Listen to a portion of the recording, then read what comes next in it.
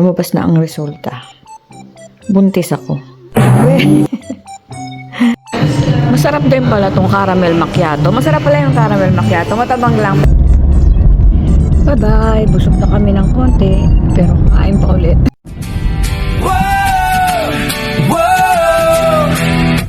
Halina't sumama, tara na, kwento ng buhay sa Amerika.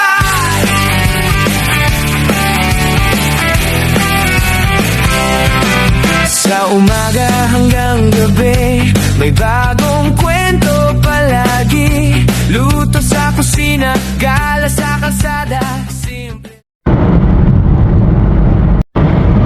Madilim pa mga kuratsa, pupunta kami sa aming papa-blood test kami dahil kami ay may annual check-up ni Don P. So ayun, heading there. Good morning everyone. Wala pa kaming kain, namiminto na yung sakit ng ulo ko kasi wala pang kape. Kailangan kasi fasting para maganda ang blood test. Ewan ko. Madilim pa po dito. Ayan, time check 6:16 AM. Foggy pa, foggy. Si Don B nagdadrive. Dito na kami. Ay, si Don P. Hintay kami mag-open. So, ayun, tapos na ako magpa-blood test. Si Don P naman ang nakapi ang kinukuhanan doon ng marami ding tao. Maaga kaming pumunta rito para makapagkape ng maaga. Medyo tahimik dito kaya mamaya ulit. Alright, bye. Tapos na kami magpa-blood test. Punta kami ng Starbucks, doon kami magbe-breakfast. Mga iba-iba naman. Mga kuratsa, sama kayo. Tara na. Ayan ang presyo ng gas dito ngayon. Ano yun? Hindi ko makita. Gasoline. Ayun. May 7-Eleven dito. May simbahan. Doon yung simbahan, di ba? Ha? Doon? Hindi. Masakit na ulo namin dahil wala pa kaming kape. Kape, mga kuratsa.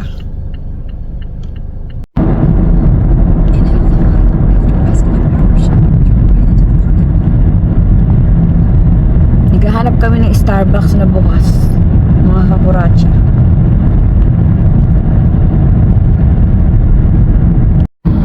Kapal na fago.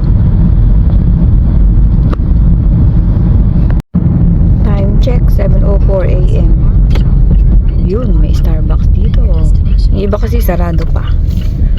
Pero bukas na. Sabi ni Don P. Ayan, mababa na kami. Ang kapal nung pag talaga, oh. Let's go mga kuratsa. Breakfast po tayo. Boink! Naglag ang sopo ni Don P. Ayun yung Starbucks sa kabila. Diba muna kami.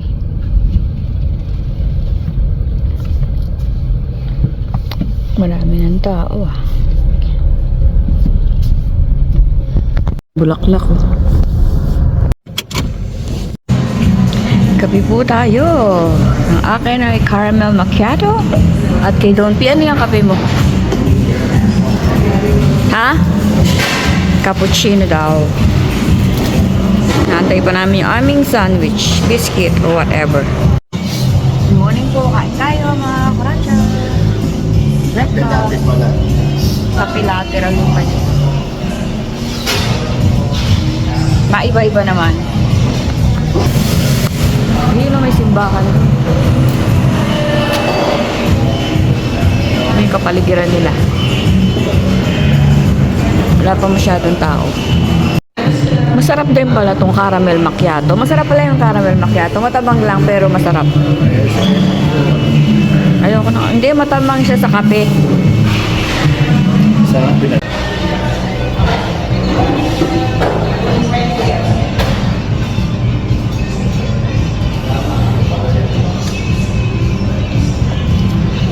ginagawa pa.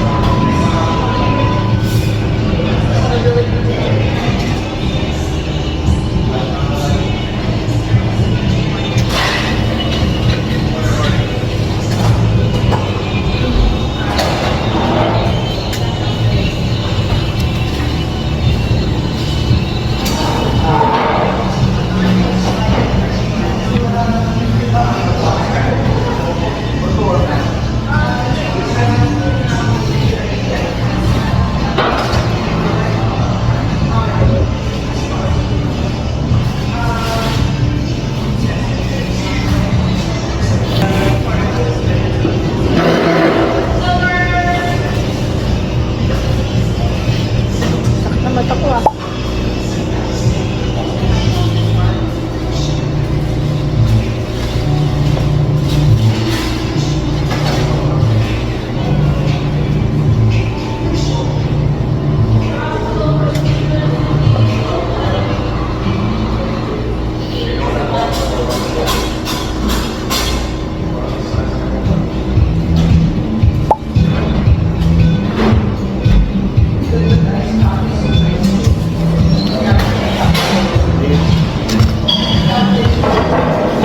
Sana dalawa kaya orderin ko, parang maliit eh.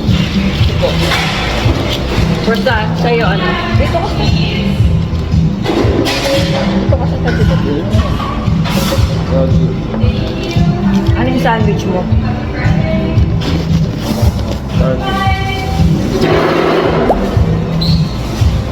Sa kanya 30 sandwich, sa akin ay ham and cheese. Ham and Swiss. Ham and whatever. Dito mo pa ba? Hindi na. Magsawa. Hindi na nga.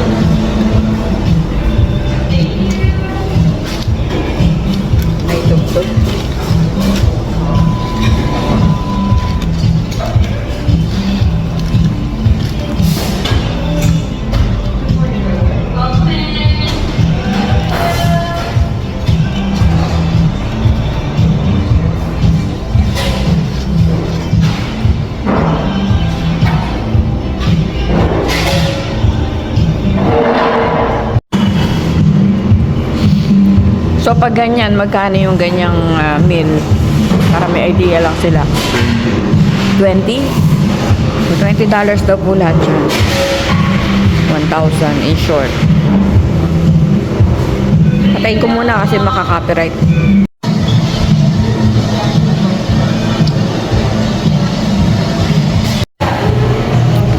Ayan po mga kuratsa oh.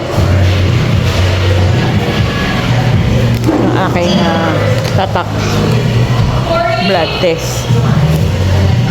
Ganda ng kulay. Kay Don P. Black. Nagkalupi-lupi pa yun. Cheers tayo, Don P. Sa ating kape.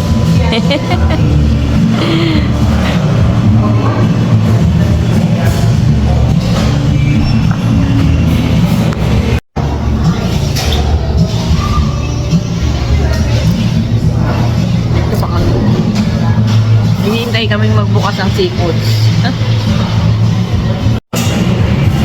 Hali ng painting.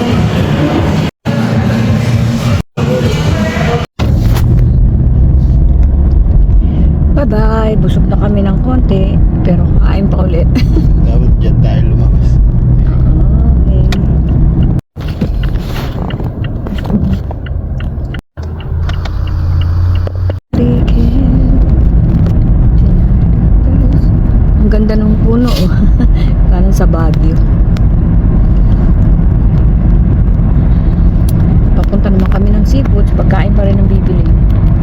hindi na kami magluluto. Pero marami pa naman tayong food dun.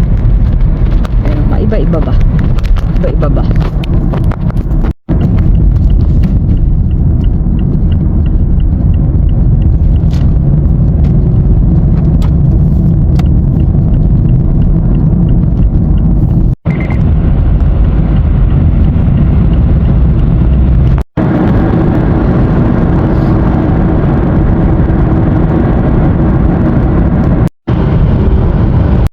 So, ayun. Nandito na kami sa bahay. Ito mga pinagbibili namin. Tapos na ang aming blood test ni Don P. Nakapag-Starbucks na rin kami. Doon kami nag-breakfast. Ayan. Binilihan niya ako ng puto. Dahil nagpabili ako. At pansit. Ayan. Isa lang pinagbilan namin sa Baleros. At syempre, hindi mawawala ang ating boba. Nasa rep pa. Lunch na namin yun. Ayan.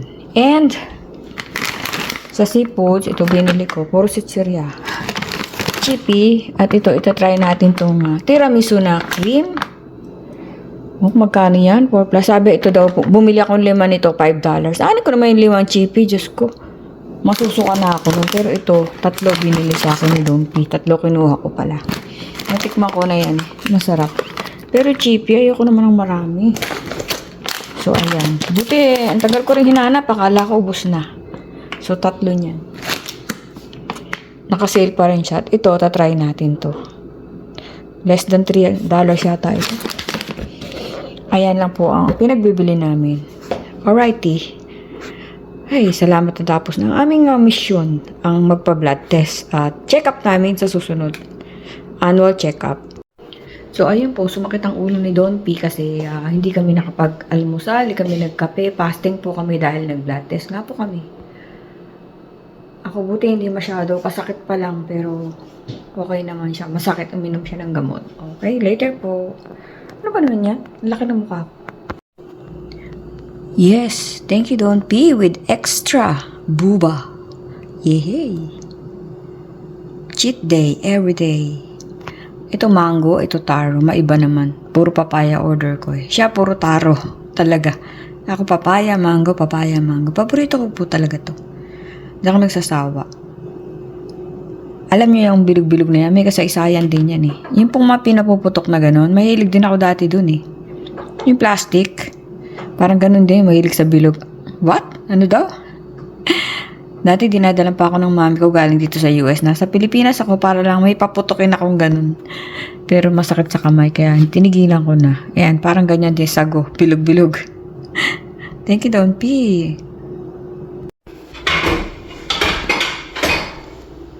Titikman natin kung masarap ang kanilang puto. Kano itong puto na to? Around $5 ba? 4 plus? Di ko na matanda. Nagluluto si Don P ng tagang ano tawag dito? Paksiw na manok. Lechong paksiw na manok. Mahilig talaga sa sabaw. At nilalagyan niya ng organic balsamic vinegaric. Magkano nga isang ganito? $9? $12? Suka lang, $12. Yun. Siya nagluluto nito. Yun. Bali yan yung lechong binili niya sa Costco na luto na. Ngayon, ginagawa niyang paksiw. Uy, paksiw nga. Ha? Turo na yan. Turo ni Ateng. Oh. Shout out kay Ateng. Turo mo pala ito. Yun, no? Ang bango. Meron tong yung Nan Tomas. Ah, okay. Ano yan? Ang palaya, ang toppings niya ay paksiw na manok. Lechong paksiw. Kain na.